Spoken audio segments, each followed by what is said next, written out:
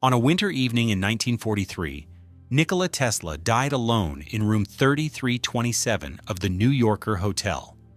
The man who had illuminated the modern world spent his final years in a faded Manhattan tower that once claimed to be the tallest hotel on Earth. His body lay undiscovered for a day behind a "Do Not Disturb" sign. When staff finally entered, they found him in bed, hands folded, precisely as he had arranged himself. The FBI arrived within hours to seize his papers. The hotel continued operating as if nothing had happened. This is the story of a building that promised permanence and delivered something else entirely. A palace that rose during excess, aged through depression and war, and became a refuge for the desperate and eccentric. Understanding Tesla's death requires understanding the hotel itself. And that hotel did not even exist until 1929. New York City in the 1920s was engaged in a vertical race that no one could win. Every year brought taller buildings. Steel frames climbed higher. Developers competed to claim records that would be obsolete within months. The skyline transformed constantly as construction crews worked through winters to add floors that would briefly hold the title of tallest before the next tower surpassed them. Hotels participated in this competition with particular intensity. The decade saw an explosion of lodging construction as developers recognized that business travelers and tourists needed somewhere to stay in a city that was rapidly becoming the commercial center of the world. The Hotel McAlpin opened in 1912 with 1,500 rooms. The Hotel Pennsylvania followed in 1919 with 2,200 rooms. Each claimed to be the largest in the world. Each was correct until the next one opened.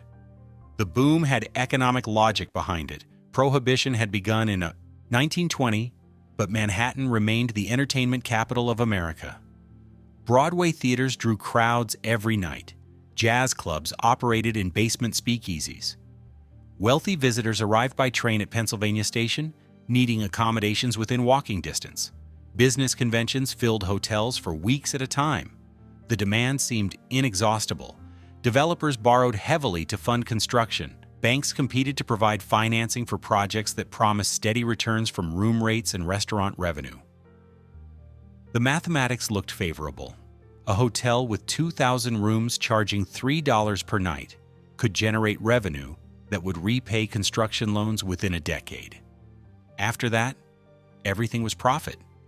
Matt Canner saw the opportunity clearly. He was a builder who had made his fortune constructing apartment buildings and commercial properties throughout Manhattan. In 1927, he began assembling parcels of land along 8th Avenue between 34th and 35th Streets. The location offered strategic advantages. Pennsylvania Station sat 2 blocks south.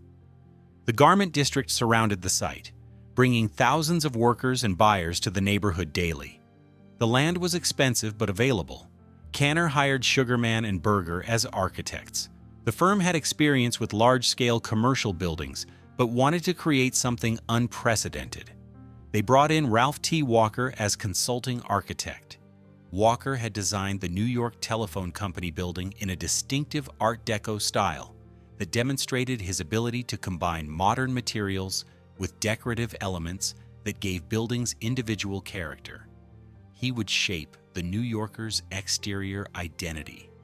The design called for 43 stories, rising from a base that occupied the entire block. The tower would contain 2,503 rooms, surpassing the Hotel Pennsylvania to become the world's largest hotel. More importantly, it would be the tallest hotel structure on Earth, rising 512 feet from street level to roof. The height mattered. It announced ambition and modernity in a city where both qualities were currency. Walker designed the exterior in brick, with Art Deco ornamentation concentrated at the crown. Terracotta panels depicted stylized eagles and geometric patterns. The vertical emphasis was deliberate, drawing the eye upward towards setbacks that occurred at the upper floors, as required by zoning laws. The building would be visible from blocks away, a beacon for travelers arriving by train or taxi. Construction began in 1928. The site required demolition of existing buildings before excavation could start. Workers cleared debris through the summer. By fall, they were pouring concrete for foundations that would support extraordinary weight. A 43-story tower demanded engineering precision. The steel frame rose rapidly once the foundation was complete, with crews adding floors at a pace that impressed observers who watched from surrounding buildings. The interior plans were even more ambitious than the exterior. Every room would have a private bathroom, still a luxury in 1928 when many hotels offered shared facilities. Each room would be equipped with a radio, an innovation that few competitors could match. Ice water would be available on tap in every room, piped through a centralized refrigeration system that represented the latest in mechanical engineering. Soundproofing between rooms used cork and mineral wool insulation, ensuring that guests would not hear their neighbors through walls. The hotel would contain multiple restaurants, ballrooms for conventions and social events, barbershops, beauty parlors, a hospital floor with operating rooms, and a printing plant in the basement capable of producing menus and promotional materials. It was designed to be self-contained, a vertical city where guests could arrive and never need to leave the building for any service. Canner had secured financing through a complex arrangement of mortgages and bonds. The total construction cost approached $23 million, an extraordinary sum that reflected both the building's scale and the expensive materials and systems being installed. The investors expected returns from room rates, restaurant revenue, and retail leases on the ground floor. The calculations showed profit within a decade. By early 1929, the steel frame was complete. Workers installed windows through the spring and summer. Interior finishing began on lower floors, while upper floors were still being enclosed. The schedule was aggressive. Canner wanted to open before the end of the year to capture the winter travel season, when conventions filled Manhattan hotels. October 1929 arrived. The stock market, which had been climbing throughout the decade, began showing instability. On October 24th, prices dropped sharply. Panic selling accelerated over the following week. By October 29th, the crash was complete. Billions in paper wealth vanished. Banks that had financed real estate projects suddenly faced defaulting loans across their portfolios. The economic boom that had fueled hotel construction evaporated overnight. Canner pushed forward. The New Yorker was too far along to stop. Construction continued through the fall. By December, the building was ready. The opening was scheduled for January 2, 1930. The timing was catastrophic but unavoidable. A hotel under construction generates no revenue. An open hotel at least has a chance. The grand opening drew crowds despite the economic anxiety spreading through the city. Guests arrived for a gala dinner and tours of the building. The ballrooms hosted orchestras. Reporters toured the mechanical systems and marveled at the ice water on tap. The radio in every room impressed visitors who still considered broadcasting a novelty. The building showcased everything modern engineering could deliver. The hotel's official height was listed at 512 feet, making it the tallest hotel structure in the world. The claim was accurate on opening day. It would remain true for several years. But in January 1930, as unemployment began rising and businesses started closing across Manhattan, the achievement felt hollow. The New Yorker opened at precisely the wrong moment in history. The first months tested Canner's assumptions. Room occupancy ran lower than projected. Convention bookings decreased as companies cut travel budgets. Restaurant revenue suffered as fewer guests chose to dine in-house. The Depression had arrived with brutal speed, and the hotel industry was among the first to feel the impact. But the New Yorker survived those early months through reputation and location. It was new, tall, and modern. Guests who could still afford Manhattan hotels chose the New Yorker because it represented the newest and finest available. The building's innovations attracted curiosity. The radio in every room became a marketing point that competitors could not match. The private bathrooms and ice water on tap demonstrated luxury that justified slightly higher rates. By the end of 1930, the New Yorker Hotel stood as evidence of both ambition and terrible timing. The tallest hotel in a city where height no longer mattered as much as survival. The early 1930s tested every assumption Matt Canner had made about hotel economics. Room rates dropped as competition for guests intensified.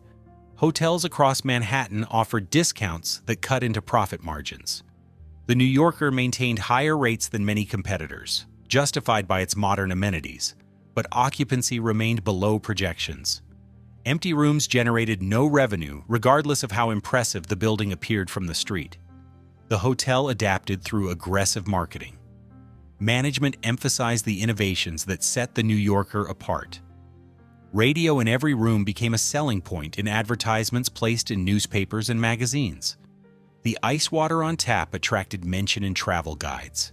The private bathrooms, still uncommon in older hotels, gave the New Yorker an advantage with guests who could afford to choose. Convention business provided stability. Trade associations and professional organizations still held annual meetings, despite the Depression. They needed large venues with ballrooms and dining facilities capable of handling hundreds of attendees. The New Yorker's size worked in its favor here. The building could accommodate events that smaller hotels had to turn away. Engineers' conventions, medical associations, and business groups booked space for multi-day gatherings that filled rooms and restaurants simultaneously. The hotel also benefited from its connection to radio broadcasting. NBC established studios on the premises shortly after opening. The arrangement brought performers and technical staff to the building regularly.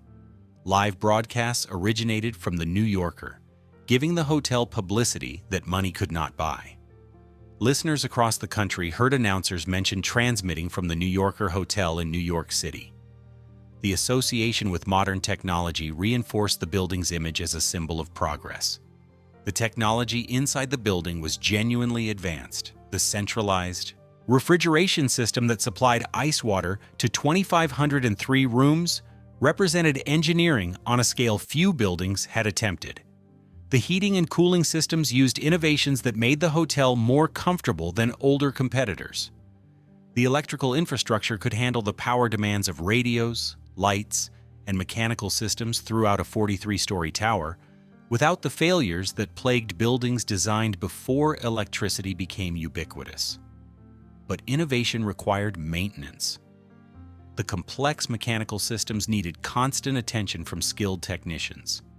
The refrigeration plant consumed enormous amounts of electricity. The boilers that heated the building through winter burned coal that arrived by truck and had to be stored in basement bunkers. Operating costs remained high even when revenue declined. Staff reductions helped control expenses, but a building this size demanded minimum staffing levels regardless of occupancy rates. Canner refinanced the property in 1931. The original financing structure had assumed occupancy rates and room prices that no longer reflected reality. Banks holding the mortgages faced their own crises as loan defaults spread across their real estate portfolios. Negotiations were difficult. The eventual terms gave Canner breathing room, but at a cost. Interest rates increased. Control shifted partially to creditors. The New Yorker had become a burden to everyone involved. The hotel still attracted notable guests. Celebrities staying in New York often chose the New Yorker for its combination of modern luxury and central location. Politicians attending events in Manhattan booked rooms there. European visitors arriving by ship at the Hudson River piers found the hotel convenient and impressive. The guest registry included names that appeared regularly in newspapers. In 1933, Franklin Roosevelt's inauguration brought renewed optimism. The New Deal promised government intervention to stabilize the economy. Banks reopened. Unemployment programs began. The immediate panic subsided even though recovery remained distant. Hotels like the New Yorker survived this period through resilience and small advantages. The building's reputation helped. Its age worked in its favor. new enough to feel modern, but old enough to have established itself before the worst of the Depression hit. The mid-30s brought gradual improvement. Occupancy rates increased slightly, room prices stabilized. Convention bookings remained steady. The New Yorker was not thriving, but it was no longer in immediate danger of foreclosure. Management maintained standards that kept the hotel competitive. The lobbies were cleaned and polished, the restaurants served quality meals. The mechanical systems continued functioning reliably. Guests received the service they paid for. The hotel had also become home to a different category of resident. Long-term guests began occupying rooms on upper floors. These were not tourists or business travelers passing through for a few nights. They were individuals who needed permanent housing and chose to live in a hotel rather than rent an apartment. Some were elderly. Others were professionals who traveled frequently and preferred the convenience of hotel services to maintaining their own households. A few were simply eccentric, people with enough money to afford hotel life, but not enough to buy property in Manhattan. The New Yorker accommodated these permanent residents with negotiated rates far below the nightly charges advertised to transient guests. A room that cost $4 per night for a tourist might rent for $60 per month to someone signing a long-term agreement. The arrangement benefited both parties. Residents gained stability and access to dining rooms and services. The hotel filled rooms that might otherwise sit empty and collected steady monthly revenue regardless of tourist season fluctuations. This dual function, part transient hotel and part residential building, would define the New Yorker's character for decades. The building was large enough to house both populations without conflict. Permanent residents occupied higher floors, where they would not encounter the constant flow of short-term guests. The hotel maintained separate elevator banks and designated certain dining facilities for residents only. The system worked because the building had been designed with excess capacity that the Depression had made permanent. By 1935, the New Yorker Hotel had survived 5 years of economic catastrophe. It had not prospered. Canner had not realized the profits he projected when construction began in 28. But the building stood. The rooms were occupied. The restaurants served meals. The mechanical systems functioned. In a decade that destroyed thousands of businesses and left buildings abandoned across Manhattan, survival constituted success. The hotel's reputation had evolved. It was no longer the newest or most fashionable destination. Wealthier travelers might choose the Waldorf Astoria or the Plaza for their associations with established society. But the New Yorker offered something increasingly valuable in the 30s: reliable quality at reasonable prices. The innovations that seemed extravagant in 30 now had become standard amenities that guests expected. Radio in every room was no longer remarkable. Private bathrooms were becoming universal in new construction. Ice water on tap was a convenience, not a marvel. What the New Yorker possessed was solid construction, central location, and sufficient scale to remain economically viable even when occupancy ran below capacity. The building could operate at 60% occupancy and still cover its costs. Smaller hotels could not. They required near full occupancy to survive. The New Yorker's size, which had seemed excessive during construction, became its advantage. During Depression, empty rooms on the 40th floor did not prevent the hotel from serving guests on the 10th floor. The building was too large to fail completely. The late 1930s brought the New Yorker Hotel a measure of stability it had not known since opening. Occupancy rates climbed above 70%. Convention bookings filled the calendar during peak seasons. The worst of the Depression was passing. Though recovery remained incomplete, the hotel had weathered the crisis through location, scale, and the modest advantage of being slightly newer than its oldest competitors. The guest registry from this period reads like a directory of American achievement and celebrity. Politicians stayed at the New Yorker when attending events in Manhattan. Senators and congressmen preferred it for its combination of discretion and service. The hotel was large enough that a public figure could move through the lobbies without constant recognition, yet close enough to Penn Station that travel to Washington remained convenient. Entertainers chose the New Yorker for similar reasons. Broadway performers stayed there between shows, musicians performing at Radio City Music Hall or Carnegie Hall booked rooms for extended runs.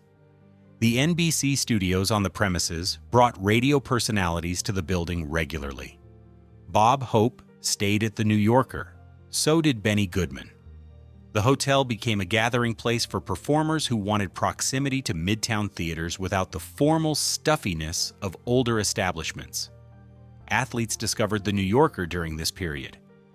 Baseball teams visiting New York to play the Yankees or Giants often housed their players at the hotel. The rooms were comfortable. The dining facilities could handle team meals. The location gave players easy access to the stadiums. Joe DiMaggio stayed at the New Yorker early in his career.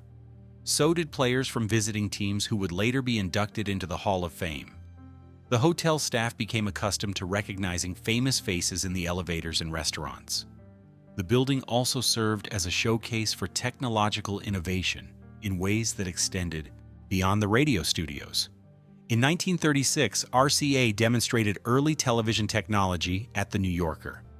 Engineers set up experimental equipment in one of the ballrooms and broadcast test signals to receivers positioned around the room. The demonstration attracted engineers, investors, and journalists who wanted to witness the future of broadcasting. Television was still years away from commercial viability, but the New Yorker had positioned itself as a venue where such experiments happened. The hotel's mechanical systems continued to impress visitors familiar with engineering. The centralized ice water system remained unusual enough that trade publications wrote articles describing how it worked. The refrigeration plant in the basement produced chilled water that circulated through pipes to every floor. Guests simply turned a tap marked ice water and received water cold enough to require no additional ice. The system consumed enormous electricity but delivered consistent results across 2,503 rooms. The air handling systems were equally sophisticated. The New Yorker had been designed with ventilation in mind. Fresh air entered through intakes on the roof, passed through filters and conditioning units, then distributed throughout the building via ductwork concealed in walls and ceilings. Exhaust vents removed stale air and kitchen odors. The system was not true air conditioning by modern standards, but it was far superior to the open windows and electric fans that most buildings relied on during summer. Service standards remained high because management understood that reputation depended on consistency. The dining room served meals that compared favorably to independent restaurants. The kitchens employed experienced cooks who prepared food in quantities that would challenge smaller establishments. A typical evening might see 800 dinners served across multiple dining facilities. The hotel operated a commissary system, where raw ingredients arrived in bulk, were processed, and stored in basement facilities, then delivered to kitchens as needed. The efficiency kept food costs manageable while maintaining quality. The staff required to maintain these service levels numbered in the hundreds. Housekeepers cleaned rooms daily. Bellhops carried luggage and ran errands. Front desk clerks processed check-ins and check-outs continuously. The telephone switchboard employed operators around the clock to connect calls and provide wake-up service. Maintenance workers repaired plumbing, replaced light bulbs, and kept mechanical systems functioning. The building was a small city that required constant attention from an army of employees who rarely received recognition beyond their paychecks. Labor relations in hotels were often difficult. Workers faced long hours and modest wages. The New Yorker employees organized in the mid-30s, joining unions that represented hotel workers across Manhattan. Management negotiated contracts that established minimum pay scales and working conditions. Strikes were threatened, but generally avoided. The hotel needed workers, and workers needed jobs. Both sides recognized the mutual dependence that made extreme confrontation counterproductive. The permanent residents occupying upper floors formed a distinct community within the building. Some had lived at the New Yorker since the early 30s. They had watched the hotel evolve from a struggling enterprise to a stable operation. Many were elderly, choosing hotel life over the difficulties of maintaining apartments. Others were professionals, whose work required frequent travel. A few were simply people who preferred hotel living to conventional domesticity. These residents developed relationships with staff that transcended typical guest interactions. They knew the front desk clerks by name. They had favorite tables in the dining rooms. They received special consideration when requesting services. In return, they provided stable monthly revenue and rarely caused difficulties. Management valued them as anchors who kept the upper floors occupied regardless of tourist season fluctuations. The New Yorker also housed a less visible population. The building's size created opportunities for people to disappear inside it. Rooms on higher floors sometimes accommodated individuals who paid cash and registered under names that might not match the identification they carried. The hotel asked few questions as long as bills were paid. This discretion attracted people with reasons to avoid scrutiny. Some were simply private. Others had more specific needs for anonymity. By 1939, the New Yorker Hotel had fully established its character. It was not the most exclusive hotel in Manhattan. The Waldorf Astoria and the Plaza occupied that territory. It was not the newest. The building was nearly a decade old, ancient by the standards of a city that constantly demolished and rebuilt. But the New Yorker had found its place as a reliable mid-level establishment that offered modern amenities, central location, and reasonable rates. It was the hotel where senators stayed when they did not need to impress constituents. It was where baseball players stayed when they wanted comfort without ceremony. It was where businessmen stayed when expense accounts mattered. The building had survived its disastrous opening timing. It had weathered the Depression. It had adapted to economic realities that defeated many competitors. The innovations that seemed extravagant in 30 had become standard features that guests expected. The New Yorker was no longer remarkable for having radios in every room. It was simply a good hotel that functioned reliably in a city where reliability mattered more than flash. The hotel's financial situation had stabilized without ever achieving the profitability originally projected. Canner and his investors had refinanced multiple times. Control had passed, partially to creditors, but the building was generating sufficient revenue to cover its operating costs and debt service. Empty rooms on the 40th floor no longer represented catastrophic failure. They were simply capacity that could be filled when demand returned. Everything was about to change again. War came to the New Yorker Hotel on December 7, 1941. That Sunday afternoon, guests gathered in the lobbies and dining rooms, listening to radios as news arrived from Pearl Harbor. By evening, the reality was clear. The United States would enter World War II. Everything would change, including the patterns of hotel life that had stabilized during the late 30s. The immediate impact was occupancy. Military officers began arriving in Manhattan within days. The War Department needed accommodations for personnel assigned to headquarters operations, logistics planning, and procurement offices scattered throughout the city. The New Yorker had the capacity and location to house them. Rooms that had sometimes sat empty during the Depression filled with Army and Navy officers who needed places to sleep while coordinating the massive mobilization effort. Servicemen on leave flooded into New York throughout the war. The city was a departure point for troops shipping to Europe and a destination for those returning. Soldiers and sailors with a few days of freedom wanted to experience Manhattan before heading overseas. They needed affordable lodging within reach of entertainment districts. The New Yorker accommodated them alongside the permanent residents and business travelers who had always occupied the building. The hotel adapted its operations to wartime conditions. Food rationing affected restaurant menus. Certain ingredients became scarce. The kitchen substituted available items and adjusted recipes to work around shortages.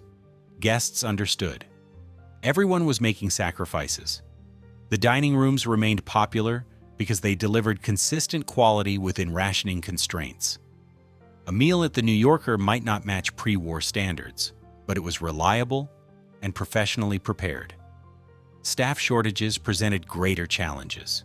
Young men who had worked as bellhops, maintenance workers, and kitchen staff enlisted or were drafted. Women filled many positions previously held exclusively by men. The front desk began employing female clerks. Housekeeping departments expanded. The telephone switchboard had always employed women as operators, but now they took on additional responsibilities as male supervisors left for military service. The building itself took on new functions. The hospital floor, originally designed to serve hotel guests needing medical attention, expanded its capacity. Military doctors used the facilities to examine recruits and treat servicemen with minor ailments. The operating rooms saw more use during the war years than during any comparable period in the hotel's history. The arrangement benefited both parties. The military gained convenient medical facilities in Midtown Manhattan. The hotel received payment for space that had often been underutilized. Security increased throughout the building. The New Yorker housed military personnel and visiting officials dealing with classified information. Guards began monitoring entrances more carefully. Room keys were tracked with greater precision. Management became more cautious about who was allowed to wander the corridors. The building's size had always made complete security impossible, but wartime brought new attention to access control. The NBC studios on the premises broadcast war news and propaganda programming. Radio had become essential for maintaining public morale and disseminating government messages. Performers who had entertained pre-war audiences now participated in broadcasts supporting war bonds and encouraging enlistment. The studios operated continuously, producing content that reached millions of listeners who associated the New Yorker Hotel with the voices coming through their speakers. Financial conditions improved dramatically. Occupancy rates approached 90%. The hotel could charge higher rates because demand exceeded supply. Conventions returned as industries ramped up production to meet military contracts.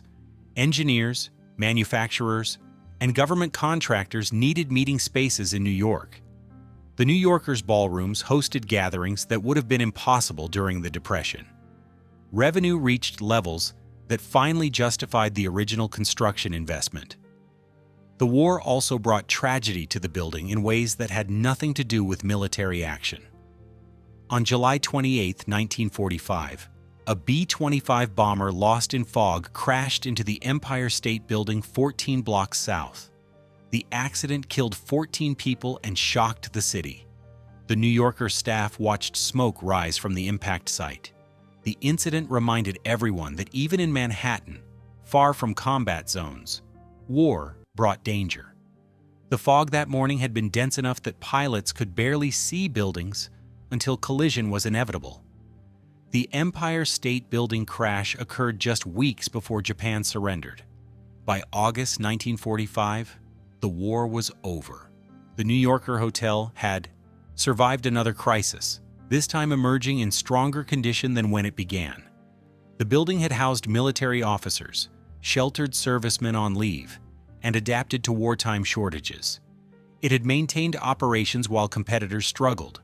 Most importantly, it had finally achieved the occupancy rates and revenue that had been projected 15 years earlier when construction began. The immediate post-war period brought changes that seemed positive at first.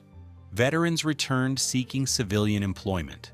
The hotel rehired former staff and expanded departments to handle continued high occupancy. Business conventions resumed at pre-war levels. The economy was growing rapidly as industries converted from military to civilian production. Demand for hotel rooms remained strong through 46 and into 47. But competition was returning as well. The war had delayed construction of new hotels. Now developers were planning projects that would add rooms to Manhattan's inventory. The New Yorker was aging. The building that had seemed modern in 30 was approaching 20 years old. Mechanical systems needed updating. Decor was dated. Competitors would soon offer newer facilities with more current styling. The permanent residents who had occupied upper floors throughout the Depression and war years were aging as well.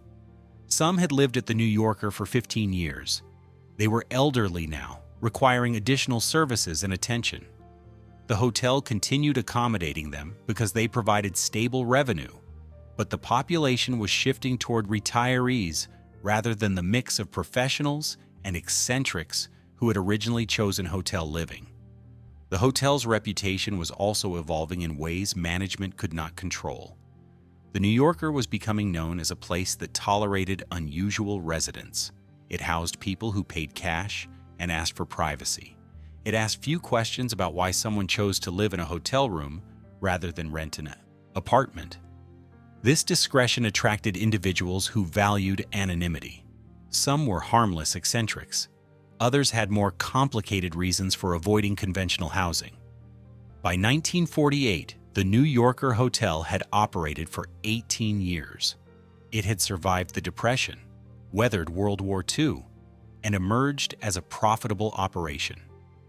The building stood as a testament to durability in an industry where failure was common. It had outlasted competitors who opened with similar ambitions. It had adapted to economic conditions that destroyed other enterprises. The mechanical system still functioned. The rooms were still occupied. The restaurants still served meals. But the hotel was no longer new.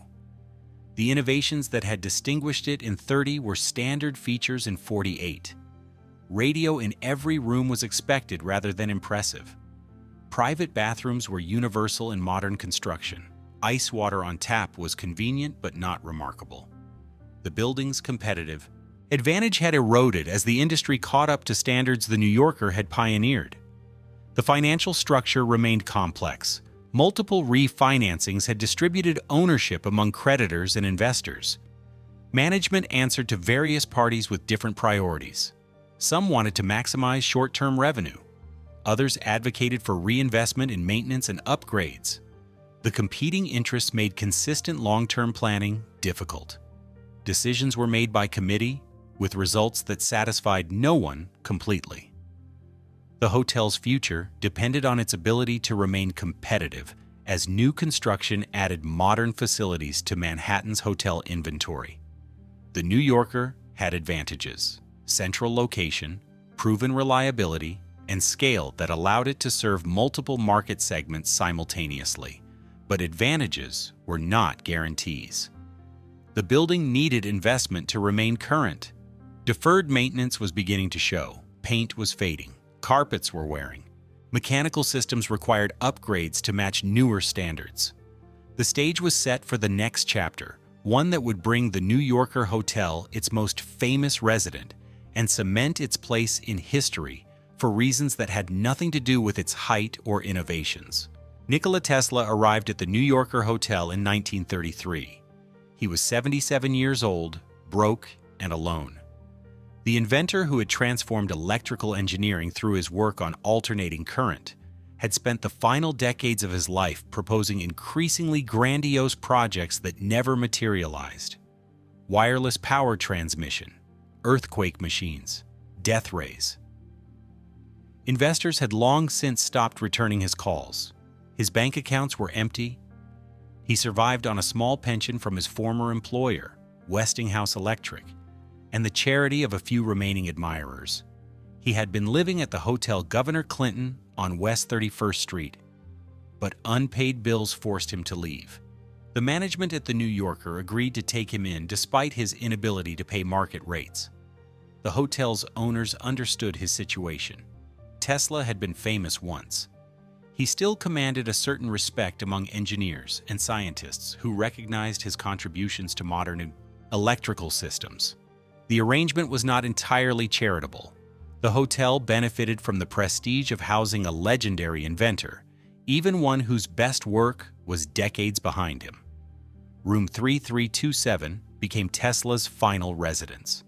The room sat on the 33rd floor. high enough to offer views across Midtown Manhattan, but small enough to be practical for long-term occupancy. It contained a bed, a desk, a chair, and a small bathroom. Tesla required nothing more. He had lived in hotels for most of his adult life, preferring their simplicity to the complications of maintaining a conventional household. He had never married. He had no family in America. His possessions fit in a few trunks. The room cost $2.50 per day. Tesla could not pay that amount reliably. Western Union Company, his former employer, covered much of his bill as a form of retirement support.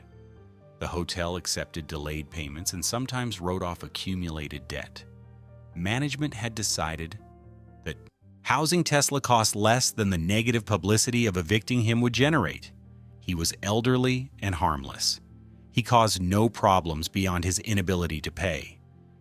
Tesla established routines that rarely varied.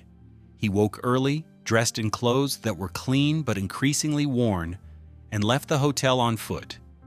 He walked to the New York Public Library on Fifth Avenue, several blocks away. There he spent hours reading newspapers and technical journals, filling notebooks with calculations and ideas that would never be realized. The library staff recognized him. They allowed him to occupy his usual seat without interference. His most notable routine involved pigeons. Tesla fed them daily in Bryant Park, the green space behind the library. He purchased bird seed with money that might have been better spent on meals. He stood among the birds, allowing them to land on his outstretched arms. He spoke to them softly in his native Serbian. Observers who watched this elderly man covered in pigeons had no idea they were witnessing one of the most important electrical engineers in history. He returned to the New Yorker each evening, walking the same route he had taken in the morning. He ate sparingly in his room, or occasionally in one of the hotel's dining facilities when his finances permitted. He retired early. The pattern repeated daily with minimal variation. His life had contracted to a narrow circuit between the hotel, the library, and the park. The hotel staff learned to accommodate his eccentricities. Maids who cleaned his room discovered stacks of notebooks filled with mathematical calculations and diagrams. They left everything undisturbed, understanding that Tesla valued his papers above all other possessions. He was polite but distant in his interactions with employees. He rarely engaged in conversation beyond basic courtesy. He seemed to exist in his own world, visiting the present only when necessity required it. On the morning of January 8, 1943, a maid knocked on the door of room 3327. No response came. The Do Not Disturb sign had been hanging there for 3 days. Hotel policy normally required respecting such signs, but staff had grown concerned. Tesla was elderly and frail. 3 days without contact was unusual even for him. The maid used her master key and opened the door. Tesla lay on the bed, fully clothed, hands folded across his chest. He had arranged himself carefully before death. His body was positioned precisely, as if he had composed a final tableau. The room was orderly. Papers covered the desk in neat stacks. The notebooks that contained his life's final work sat where he had left them. Nothing appeared disturbed. The maid retreated and notified management immediately. The hotel doctor arrived within minutes and confirmed what was obvious. Tesla had been dead for at least a day, possibly longer. The cause appeared to be coronary thrombosis. His heart had simply stopped. He was 86 years old. The New Yorker hotel contacted the coroner's office. Officials arrived to examine the body and room. They found no signs of foul play. Tesla had died alone of natural causes. The medical examiner estimated that death had occurred on January 7th, sometime in the evening or early morning hours. The Do Not Disturb sign had been Tesla's final communication with the world. The hotel staff sealed the room and waited for instructions about what to do with Tesla's belongings. The trunks and papers would need to be inventoried. Someone would have to claim the body. The unpaid hotel bill would need to be settled. But first, the authorities had questions. The FBI arrived before noon. 2 agents appeared at the hotel asking to examine Tesla's room and papers. They had been monitoring him for years. His claims about death ray weapons and Teleforce devices had kept him on a watch list throughout the war. Now that he was dead, the government wanted to know if any of his supposed inventions actually existed. The agents spent hours searching room 3327. They examined every notebook, every loose paper, every diagram. They photographed documents and made lists of everything they found. Tesla's nephew, Sava Kosanovich, arrived during the search and protested. He argued that the papers belonged to the estate and that the FBI had no right to seize them. The agents ignored him. Wartime security concerns overrode normal property rights. The FBI eventually removed several trunks of materials from the room. They claimed the papers contained information relevant to national defense. Kosanovich filed protests with the State Department, arguing that his uncle's work was personal property, not government secrets. The dispute would continue for years. In the immediate aftermath of Tesla's death, the FBI controlled access to everything he had written during his final years. The Office of Alien Property also became involved. Tesla had been a naturalized American citizen since 1891, but his Serbian birth complicated matters. The agency, which managed property belonging to foreign nationals during wartime, claimed jurisdiction over the estate. They took possession of additional materials from the hotel room, adding to the confusion about who owned what. The New Yorker hotel management wanted the room cleared and returned to inventory. A dead guest was unfortunate but manageable. A dead guest whose belongings sparked government investigations was a publicity problem. The hotel cooperated fully with authorities, providing access to the room and answering questions about Tesla's final days. Management emphasized that he had been elderly, sick, and died peacefully of natural causes. There was no scandal here, just an old man reaching the end of his life. The funeral took place on January 12, 1943, at the Cathedral of St. John the Divine on the Upper West Side. The service drew a modest crowd. Engineers and scientists who remembered Tesla's contributions attended. A few officials from companies that had employed him decades earlier came to pay respects. The general public barely noticed. Newspapers ran brief obituaries noting his death, but war news dominated the front pages. Tesla's passing was treated as a minor story about an inventor whose glory days were long past. The body was cremated. The ashes were placed in a golden sphere and initially stored at a cemetery in Queens. Years later, they would be transferred to the Tesla Museum in Belgrade. For now, they sat in an urn while lawyers argued over papers and property rights. Back at the New Yorker Hotel, room 3327 was cleaned and prepared for new occupants. The staff removed all traces of Tesla's decade-long residence. The notebooks were gone, seized by government agencies. The few personal items he had owned were packed into boxes and turned over to Kosanovich. The room was painted. Fresh linens were placed on the bed. New towels hung in the bathroom. Within days, another guest checked into 3327, unaware of who had died there. The hotel resumed normal operations. Tesla's death created no lasting disruption.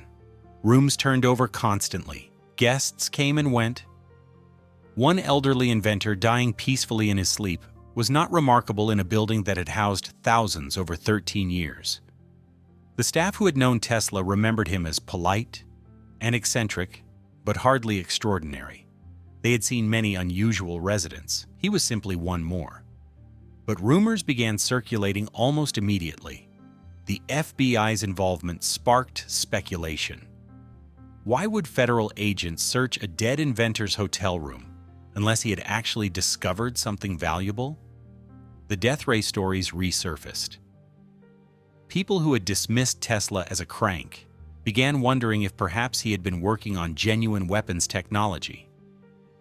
The government's secrecy about the seized papers only intensified curiosity. Conspiracy theories developed. throughout 1943 and beyond. Some claim Tesla had been murdered to prevent foreign agents from obtaining his inventions. Others insisted that the U.S. government had stolen his death ray designs and was secretly developing the weapon. A few argued that Tesla had transmitted his most important discoveries telepathically before death, ensuring that the knowledge would survive even if his papers were destroyed. None of these theories had evidence supporting them. All persisted anyway. The truth was considerably less dramatic. The FBI examined Tesla's papers thoroughly and found nothing of military value. The notebooks contained speculation, theoretical calculations, and ideas that existed only on paper. No working prototypes existed. No detailed blueprints for functional weapons were discovered. Tesla had spent his final years imagining devices he no longer had the resources or capability to build. The government quietly returned most of the seized materials to his estate in 1952. The papers had never contained secrets worth protecting. The New Yorker Hotel gained a place in history through Tesla's death that it had never achieved through its height or innovations. The building would be remembered as the place where one of history's most important electrical engineers died alone in a small room on the 33rd floor. The irony was sharp. Tesla had revolutionized power transmission and helped create the electrical grid that powered millions of homes and businesses. He ended his life unable to pay his own electric bill, dependent on the charity of a hotel that tolerated him because eviction would be embarrassing. Room 3327 continued housing guests who knew nothing of its previous occupant. The hotel did not advertise Tesla's connection to the building. Management saw no marketing advantage in reminding guests that a famous inventor had died there. The story spread anyway through word of mouth and occasional newspaper articles. Over decades, the room would acquire a reputation among Tesla admirers who made pilgrimages to the New Yorker, hoping to visit the site of his death. The hotel itself was aging alongside its most famous former resident. By the mid-40s, the New Yorker was 15 years old. The wartime boom was ending. Competition from newer hotels was intensifying. The building that had seemed modern in '30 now looked dated compared to post-war construction. Mechanical systems needed upgrades. Decor required updating. The innovations that had distinguished the New Yorker at opening were now standard features that every hotel offered. Tesla's death marked the end of one era for the building. The hotel had housed a legend during his final years. It had provided shelter when no one else would. The connection would last longer than anything else associated with the building's history. Decades after the New Yorker stopped operating as a conventional hotel, people would still remember it as the place where Nikola Tesla died. The New Yorker Hotel entered a long decline after Tesla's death. The immediate post-war years had seemed promising, but the momentum did not last. By 1950, the building's age was showing. The mechanical systems that had impressed visitors in '30 were failing with increasing frequency. The centralized ice water system required constant maintenance. Pipes corroded. Pumps wore out. The refrigeration plant consumed enormous amounts of electricity to deliver a service that guests now took for granted. Competition intensified throughout the 1950s. New hotels opened across Manhattan with modern amenities and contemporary styling. The Americana opened in '62 with 2,000 rooms and design that reflected current tastes. The New York Hilton followed in '63 with over 2,100 rooms and convention facilities that surpassed anything the New Yorker could offer. These buildings had central air conditioning, not just ventilation systems. They had parking garages. They had restaurants designed by celebrity chefs. They represented what travelers expected in the '60s. The New Yorker could not compete on modernity. The building was over 30 years old. Updating it to match newer hotels would require investment that ownership was unwilling or unable to provide. The financial structure remained complicated. Multiple refinancings had distributed control among creditors with different priorities. Some wanted to extract maximum revenue with minimum investment. Others advocated selling the property to developers who might demolish it for new construction. No consensus emerged about the building's future. Occupancy rates dropped steadily through the 50s. The convention business that had sustained the hotel during the Depression and war years migrated to newer facilities. Business travelers chose hotels with better locations or more modern appointments. The permanent residents who had occupied upper floors for decades were dying off. Younger professionals had no interest in hotel living when affordable apartments were available throughout the city. The neighborhood was changing as well. 8th Avenue had never been Manhattan's most prestigious address. By the 60s, the area was deteriorating. The garment district remained active during business hours, but the streets were empty after dark. Crime increased. Prostitution became visible on corners near the hotel. Tourists walking from Penn Station to Midtown theaters passed through blocks that felt unsafe after sunset. The New Yorker adapted by lowering standards and rates. The hotel began accepting guests who could not afford better accommodations elsewhere. Rooms that had once housed senators and celebrities now sheltered transients paying by the week. Management asked fewer questions about identification and payment methods. The building's size allowed it to serve multiple markets simultaneously. Business conventions still used the ballrooms occasionally. The ground floor restaurants remained operational, but the upper floors increasingly housed a population that other hotels would have rejected. Staff reductions continued throughout the 60s. The New Yorker had employed hundreds during the war years. By 65, the workforce had contracted to a skeleton crew barely adequate to maintain basic operations. Housekeeping standards dropped. Rooms were cleaned less frequently. Repairs were deferred unless equipment failed completely. The building began showing visible neglect. Paint peeled in hallways. Carpets wore through. Light fixtures went unreplaced. The hotel that had once showcased American ambition now demonstrated what happened when maintenance was neglected for decades. Financial crisis came in 1967. The hotel filed for bankruptcy protection. Creditors forced a sale. The property changed hands for $12.5 million, a fraction of its original construction cost even accounting for inflation. The new owners promised renovations and renewed investment. Neither materialized. The bankruptcy sale simply transferred the building to different creditors with the same incentives to minimize costs and extract whatever revenue remained. The 1970s brought deterioration that seemed terminal.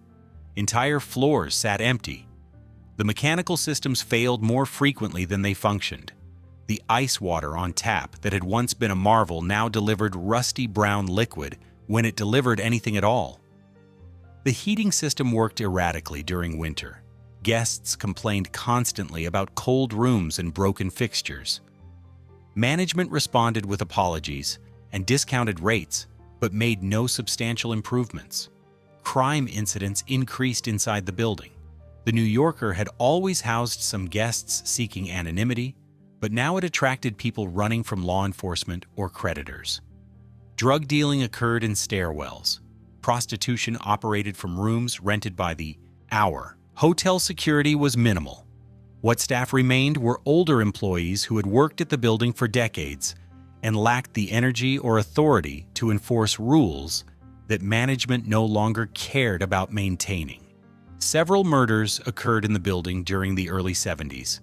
A guest was found dead in his room in 72, killed during a robbery. Another death in 74 appeared to be a suicide, but police suspected foul play. The incidents attracted media attention that further damaged the hotel's reputation. Journalists described the New Yorker as a once grand hotel that had become a refuge for criminals and desperate people with nowhere else to go. Preservationists debated whether the building deserved protection. The New Yorker had architectural significance as one of the tallest hotels from the pre-Depression era. Ralph Walker's Art Deco exterior retained its visual power even as the interior crumbled. But preservation required investment. The building needed millions in renovations to meet modern codes and serve contemporary needs. No one wanted to commit that capital to a property in a declining neighborhood with a damaged reputation. Demolition was discussed seriously for the first time in 1975. The owners explored whether the property was worth more as vacant land than as a failing hotel. Developers looked at the site and saw potential for residential towers or office buildings. The hotel's connection to Tesla was mentioned occasionally, but did not seem sufficient to justify preservation. Most New Yorkers had forgotten that he died there. The few who remembered did not see it as reason enough to save a building that had become an embarrassment. The New Yorker sat mostly empty through 75 and into early 76. Fewer than 200 of the 2,503 rooms were occupied regularly. The restaurants had closed. The ballrooms sat unused. The ground floor retail spaces that had once attracted luxury tenants now housed discount shops or remained vacant. The building was generating barely enough revenue to cover utilities and minimal staffing. Bankruptcy seemed inevitable. Demolition looked likely. Then in May of 1976, something unexpected happened. The Unification Church made an offer to purchase the property. The organization, led by Reverend Sun Myung Moon, was expanding its presence in the United States and needed facilities to house members and host events. The New Yorker offered everything they required: enormous capacity, central location, and a price that reflected desperation rather than market value. The sale closed in July 1976 for $5.6 million. The price was barely half what the previous bankrupt owners had paid 9 years earlier.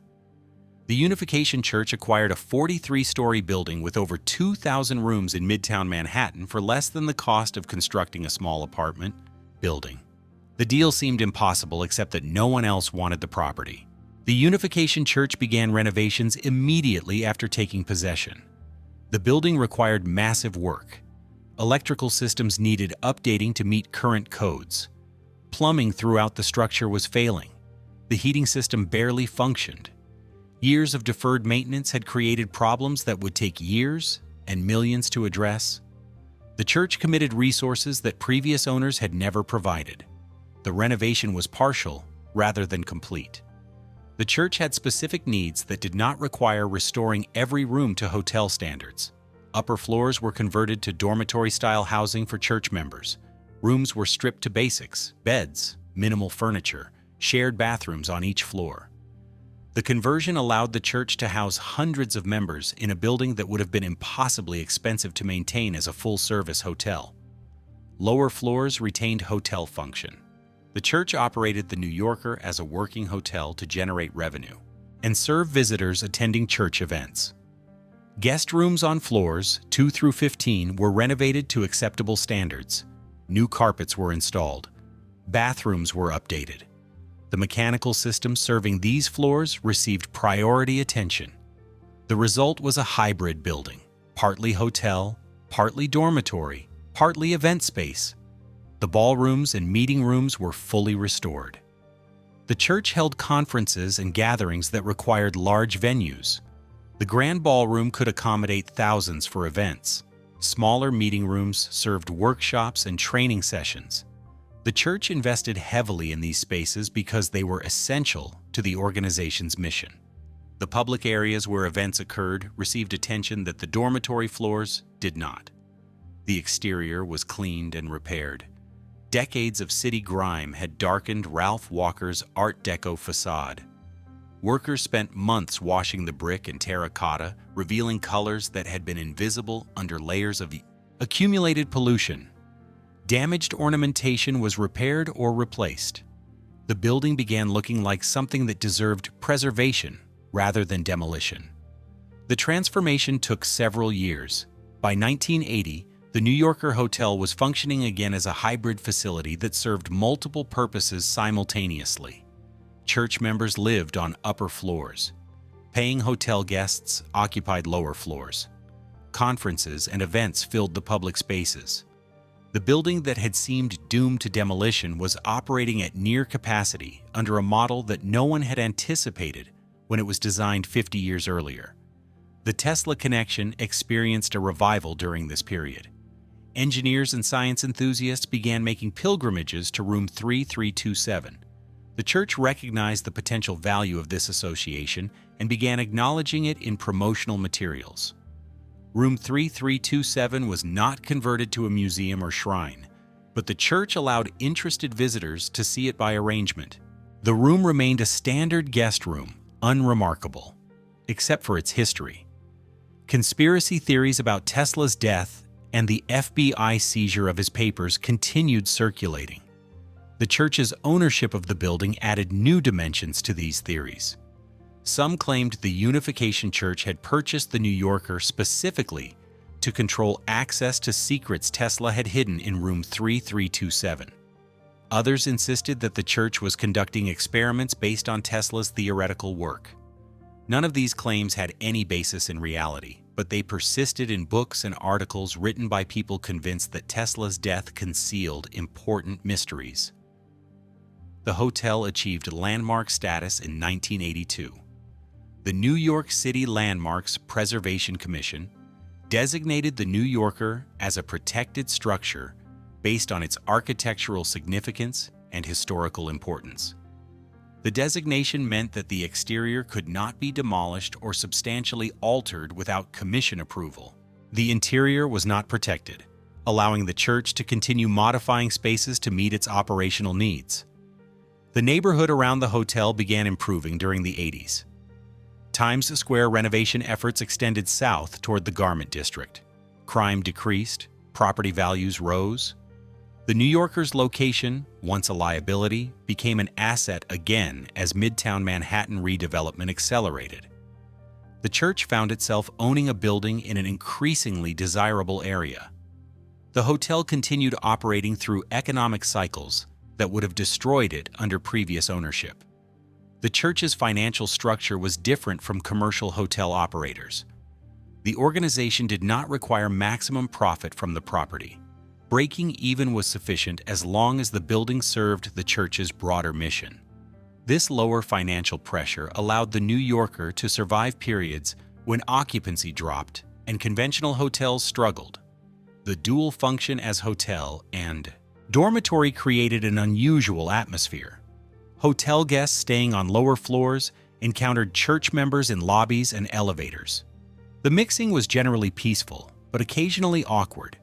Guests checking in for business travel found themselves sharing elevators with young people in matching church attire heading to upper-floor dormitories. The church maintained separation where possible, but the building was too interconnected for complete segregation. Reviews of the hotel during this period were mixed. Guests appreciated low rates and central location. They complained about dated decor and inconsistent service. The rooms were clean but basic. The amenities were minimal compared to modern hotels. Travelers who prioritized affordability over luxury found the New Yorker acceptable. Those expecting comfort comparable to newer establishments were disappointed. The hotel served a budget market segment that kept occupancy steady without demanding constant upgrades. The building's mechanical systems remained problematic despite renovation efforts. The centralized ice water system was finally abandoned in the 90s. The refrigeration plant that had once been a technological marvel was too expensive to maintain for a feature that no longer impressed guests. The pipes were capped. The taps in rooms were removed. The building lost its most distinctive innovation to simple economics. Tesla's reputation grew throughout the 90s and 2000s. New biographies portrayed him as a misunderstood genius whose contributions had been overshadowed by Edison and other contemporaries. Popular culture rediscovered him as a tragic figure who died in poverty, despite revolutionizing electrical engineering. The New Yorker Hotel benefited from this renewed interest. More visitors requested to see room 3327. The church began offering informal tours that included the room where Tesla spent his final years. The hotel also attracted guests who specifically wanted to stay in the building because of its history. These were not typical tourists. They were Tesla enthusiasts, architecture fans, and people interested in the building's unusual ownership. The church recognized this niche market and began emphasizing historical elements in its marketing. Promotional materials mention Tesla, the Art Deco design, and the building's status as a landmark. September 11, 2001, brought new challenges. The terrorist attacks devastated Manhattan's tourism industry. Hotels across the city saw occupancy rates collapse. The New Yorker survived because its hybrid function provided stability.